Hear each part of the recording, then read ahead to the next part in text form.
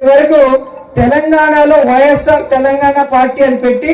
నేను ఇక్కడే పుట్టాను, ఇక్కడే పెరిగాను, ఇక్కడే పెళ్లి చేసుకున్నాను, తెలంగాణ ప్రజలే నా ప్రజలు, వాళ్ళకి సర్వీస్ చేస్తాను చచ్చిపోయేంత వరకు అనింది. ఇప్పుడు ఆ పార్టీని గాలికి వదిలేసి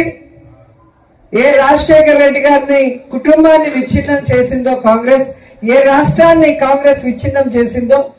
ఏ కాంగ్రెస్ అయితే రాజశేఖర రెడ్డి గారు చనిపోయాక ఆయన పేరుని ఎఫ్ఐఆర్ లో పెట్టిందో,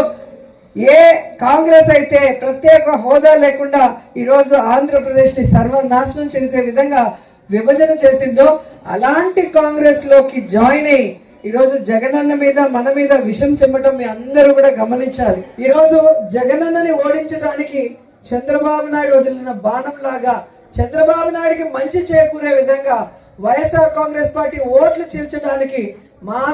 నాన్న వైఎస్ఆర్ అని చెప్పుకుంటుందే తప్ప నాన్న పేరు